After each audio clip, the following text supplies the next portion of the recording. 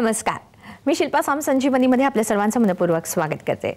आजचा आपण माहिती करून घेणार आहोत व्यंधत्वावर मात आपल्याला कशी करता येऊ शकते, हा आजचा आपला विषय आहे। या संदर्भामध्ये आज आपल्याला मार्गदर्शन करणार आहेत डॉक्टर सुप्रिया पुराणिक। आपण यांचे स्वागत करूया। डॉक्टर साम संजीवनीमध्ये आपलं मनपूर्वक स्वागत। खरं तर व्यंधत्व म्हटलं की आपल्या मनामध्ये बरेच काही प्रश्न असतातच, कारण अशी बरीच जोडपी आहे जी हताश झालेली आहे, निराश झालेली आहेत, पण त्यांना अत्याधुनिक उपचारांबद्दल इतकी काही माहिती नसते आणि कधी कधी करून घ्यायची इच्छा देखील नसते। काय ह्याचं कारण माहित नाही, तरी सुद्धा जर अशा जोडप्यांनी अत्याधुनिक उपचारांबद्दल माहिती करून घेतली तर नक्कीच त्याचा फायदा त्यांना होऊ शकतो। कसा, याबद्दल तुमच्या मनामध्ये जे काही प्रश्न असतील तुम्ही नक्की आज डॉक्टरांना थेट विचारू शकता। फक्त आपला फोन नंबर मात्र तुम्ही लिहून घ्या। आपला नंबर असा आहे 66843333। मुंबईबाहेरील सगळ्या प्रेक्षकांनी 022 हा STD कोड लावायचा आहे। कार्यक्रमाला सुरुवात करण्यापूर्वी मी डॉक्टरांबद्दल परिचय करून देते।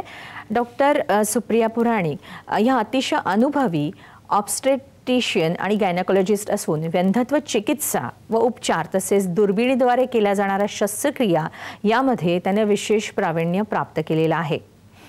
कामप्रती निष्ठा असलेला कष्टाळू, महत्वाकांक्षी आणि आपल्या कामाला वाहून घेतलेल्या अशा या डॉक्टर व्यंधत्व आणि गुंतागुंतीची गर्भधारण या दोन्ही क्षेत्रामध्ये मार्गदर्शनाची अत्यंत आवश्यकता आणि गरज असलेल्या स्त्रियांकरता त्या सदैव उपलब्ध असतात। सातारा जिल्ह्यातील पहिली टेस्ट ट्यूब बेबी त्यांच्या कराड येथील हॉस्पिटलमध्ये जन्माला आली। मूल न होऊ शकणाऱ्या अनेक जोडप्यांना त्यांच्या उपचार पद्धतीचा फायदा झालेला असून हजारोच्या वरती अशा अनेक पेशंटवरती त्यांच्या चेहऱ्यावरती त्यांनी हसू फुलवलेलं आहे। त्यांचे यश जागतिक स्तरावरती मापन करण्यायोग्य आहे। आज आपण त्यांच्याकडे जाणून घेऊया की व्यंधत्वावर जर मात करायची असेल तर नेमकं काय काय करणं आवश्यक आहे, कोणत्या जोडप्यांनी केली पाहिजे याबद्दल जाणून घेऊया। चला तर कार्यक्रमाला सुरुवात करूया। डॉक्टर, खरं तर जेव्हा आपण व्यंधत्व म्हणतो तेव्हा मुळातच व्यंधत्व म्हणजे काय याबद्दल मनामध्ये एक शंका असणं हे साहजिकच आहे। तर व्यंधत्व आपण कशाला म्हटलं पाहिजे किंवा ह्याचं प्रमाण आपल्या समाजामध्ये किती आढळतं? तुमच्याकडे इतक्या वर्षाचा अनुभव आहे डॉक्टर, तुमच्याकडे अनेक पेशंट्स येत असतात, नेमक्या कोणत्या समस्या घेऊन तुमच्याकडे येत असतात हे जर आपण सुरुवातीला सांगता का? निश्चितच। वंध्यत्व म्हटलं तर वर्षभर अपत्य प्राप्तीसाठी प्रयत्न करून जर यश आलं नाही किंवा गर्भधारणा झाली नाही तर आपण वंध्यत्व असं म्हणतो। त्यामुळे 1 वर्ष थांबून आपण डॉक्टरकडे जाण्यास काहीच हरकत नाही। पण त्यातूनही जर स्त्रीचं वय 35 वर्षाच्या वर असेल किंवा तिच्या पोटावर कुठलं ऑपरेशन आधी झालेलं असेल किंवा तिच्या जोडीदारामध्ये शुक्राणूंची संख्या कमी असेल, हालचाल कमी असेल, त्याचबरोबर तिची जर पाळी किंवा मासिक पाळी आपण म्हणतो ती अनियमित असेल तर त्या स्त्रियांनी वर्षभर सुद्धा थांबू नये, त्यांनी लवकर डॉक्टरी सल्ला घ्यावा। नक्कीच। यामागे डॉक्टर कारण नेमकी काय काय आपल्याला दिसून येतात बरं? आता मगाशी आपण म्हटल्याप्रमाणे वंध्यत्वाचं प्रमाण प्रचंड वाढलेलं आहे। WHO म्हणजे जागतिक आरोग्य संघटना जी आहे त्याने 1985चे जो अहवाल तो सादर केलेला आहे त्याच्यामध्ये दर 16 जोडप्यांमागे एक जोडपं हे वंध्यत्वाने पीडित होतं।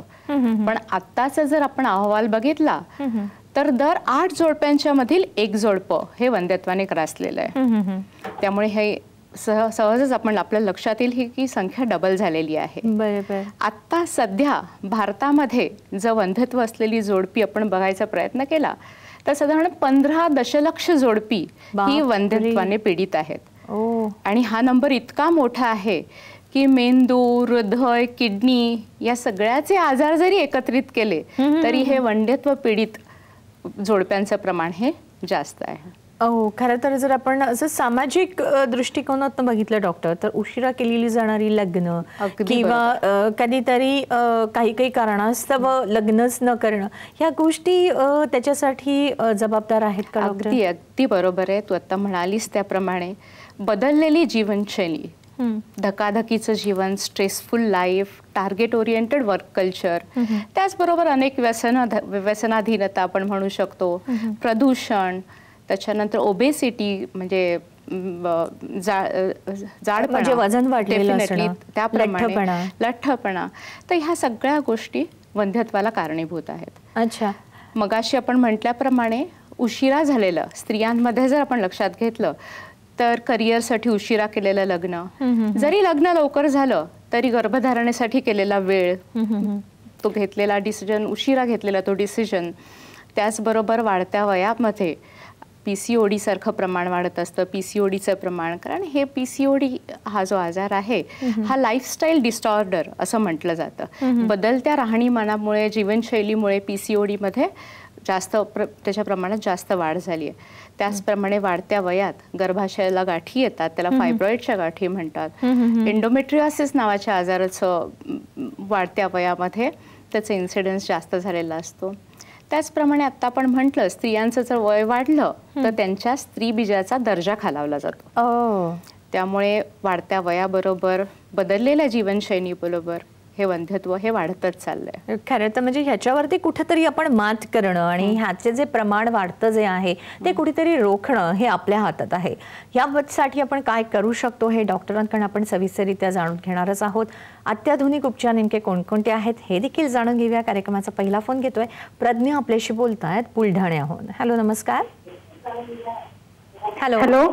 हा, नमस्कार. तुमचा प्रश्न विचारा. नमस्कार मॅडम. नमस्कार. मी बुलढाण्यावरून बोलते.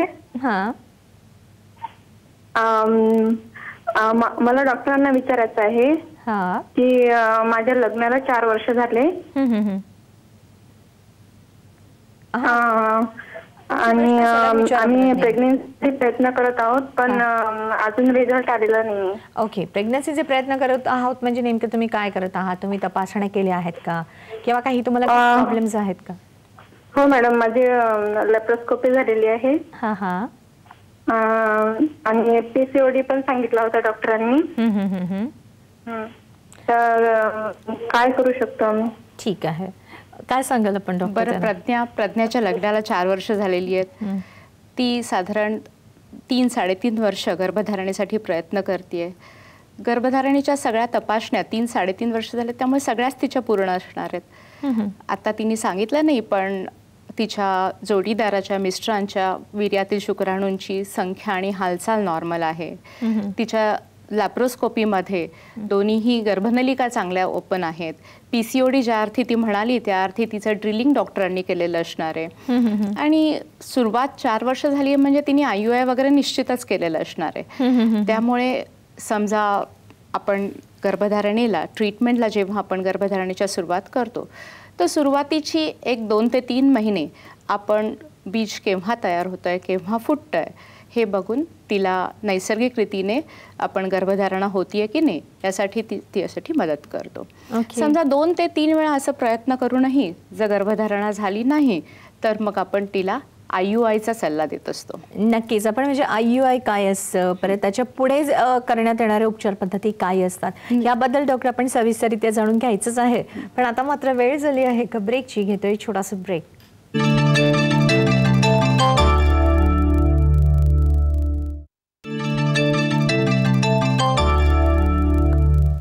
ब्रेकनंतर पुन्हा एकदा आपल्या सर्वांचं मनपूर्वक स्वागत. माहिती करून घेत आहोत व्यंधत्वावर मात आपण कशी करू शकतो. जसं आतापर्यंत आपल्याला समजावून सांगितलंच आहे डॉक्टरांनी की जे व्यंधत्वाचं वाढतं प्रमाण आहे ते दिवसेंदिवस जास्त होत आहे. अर्थात याच्यावरती कुठेतरी रोख लागणं हे फार आवश्यक आहे.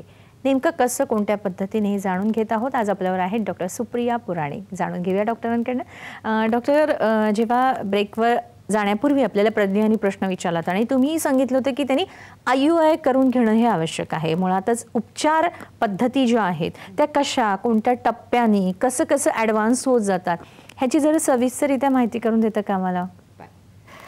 सुरुवातीला आपण म्हटल्याप्रमाणे पहिले 2 ते 3 महिने आपण नैसर्गिक गर्भधारणेसाठी त्यांना ओव्ह्युलेशन कधी होत आहे, बीज कधी फुटत आहे, अंड कधी तयार होऊन कधी फुटत आहे आणि ते फुटल्यानंतर आपण नैसर्गिक गर्भधारणा राहण्यासाठी त्यांना आपण सल्ला देत असतो.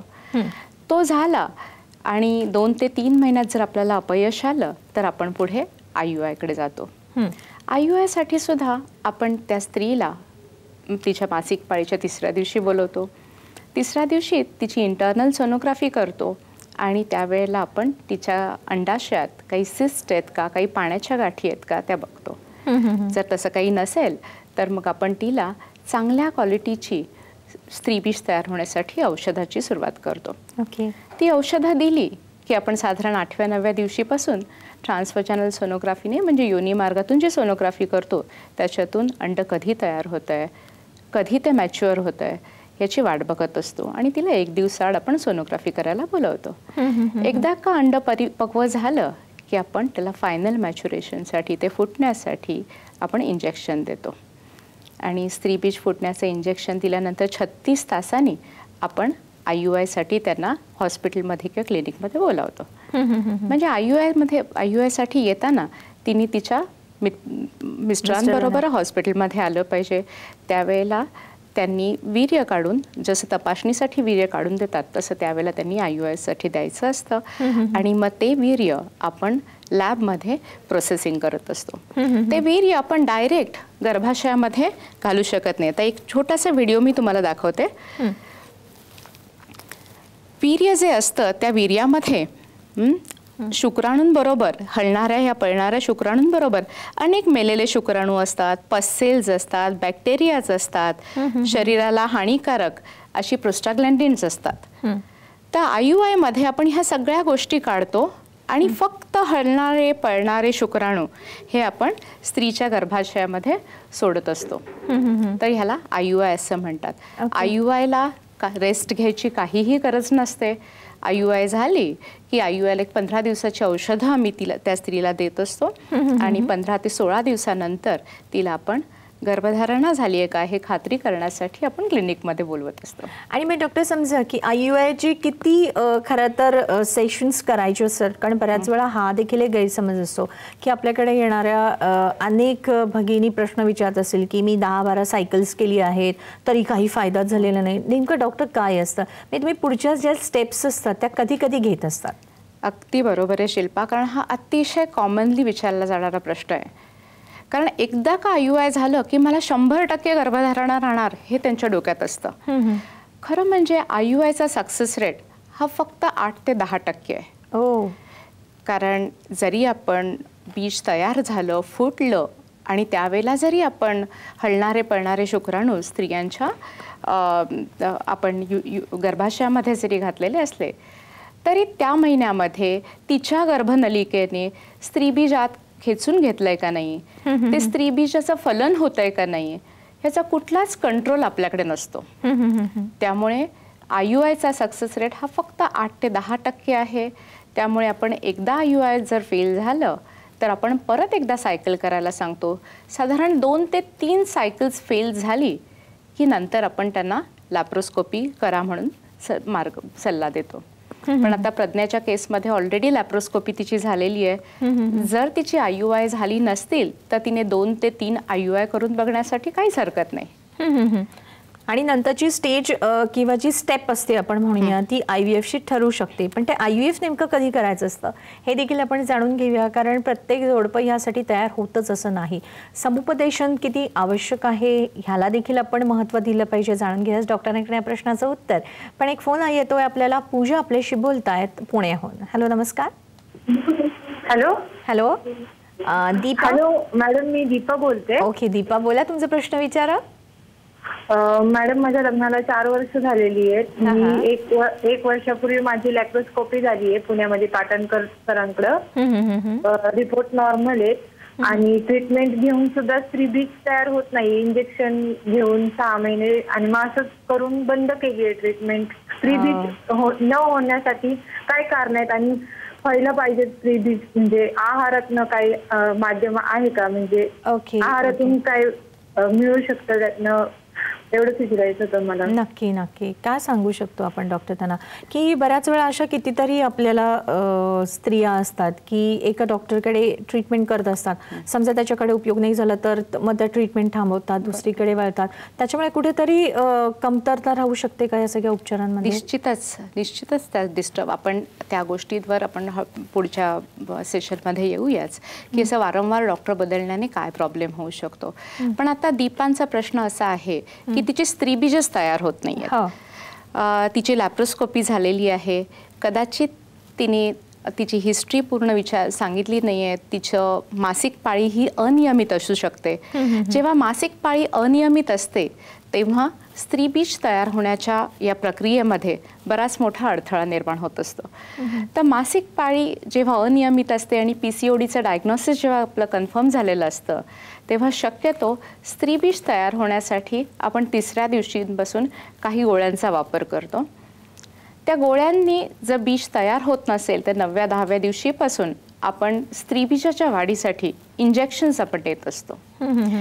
तिचं म्हणणं आहे की स्त्रीबीजाच्या वाढीला इंजेक्शन घेऊन सुद्धा तिला काही फारसा उपयोग झालेला नाहीये. तेव्हा अशा वेळेला दीपा आपल्याला तो डोस वाढवावा लागतो. जर 1 दिवसाआड घेतलेल्या इंजेक्शनने जर फरक पडत नसेल तर आपल्याला रोज इंजेक्शन्स घेणं गरजेचं असतं. समजा डेली इंजेक्शन्स जर आपण 75 IUचं घेत असो पण त्याने सुद्धा उपयोग होत नसेल तर ते 150 वर न्यावं लागतं, कधी कधी 225 वर न्यावं लागतं. त्यामुळे डॉक्टरांच्या सल्ल्यानुसार याचा डोस वाढवत जाऊन आपण निश्चितच स्त्रीबीज तयार न होणं या प्रॉब्लेमवर मात करू शकतो. ओके डॉक्टर, जे IUI करून अनेक सायकल्स करून जे पेशंट्स थकलेले असतात तर त्यांच्यासाठी समुपदेशन हे फार गरजेचं असतं की IVF त्यांनी करून घ्यावं का किंवा तुमच्या MC करून घ्यावं का, अशा बऱ्याच ट्रीटमेंट्स आहेत. डॉक्टर, ह्याबद्दल आपण काय सांगाल? किती आवश्यकता आहे त्या जोडप्यांना मार्गदर्शन करून घेण्याची? वंध्यत्वाचे पेशंट खरं म्हणजे बरेच मानसिक ताणतणावाखाली असतात. त्यामुळे सामुपदेशनाला अनन्यसाधारण असं मत आहे.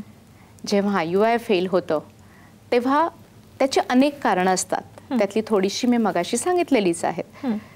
पण त्यातली अनेक आपण न डिस्कस केलेली कारणं अशी असतात. आता ही आपण ह्या मॉनिटरवर बघूया. हे स्त्रीबीज आहे. या स्त्रीबीजाची ही एक बाहेरची वॉल आहे, त्याला झोना पेलुसिडा म्हणतात. जर स्त्रीबीजाची हे बाहेरचं कवच खूप टणक असेल तर शुक्राणू आतमध्ये जाऊ शकत नाहीत. समजा हा शुक्राणू आहे, या शुक्राणूची ॲक्रोसोमल कॅप आहे. या कॅपमध्ये काही एन्झाईम्स असतात. ही एन्झाईम्स व्यवस्थित नसतील तर ही नॉर्मल असलेली सेल वॉल सुद्धा किंवा नॉर्मल असलेली ही कवच सुद्धा ते भेदू शकत नाहीत. आणि असे जे काही प्रॉब्लेम्स असतात ते आपल्याला वरून कळत नाहीत किंवा IUI करून कळत नाहीत किंवा सोनोग्राफी करून कळत नाहीत, लॅप्रोस्कोपी करून कळत नाहीत. तर त्यासाठी आपल्याला पुढची स्टेप घेणं आवश्यक असतं आणि ती म्हणजे IVF. तर आज शिल्पा मगाशी म्हटल्याप्रमाणे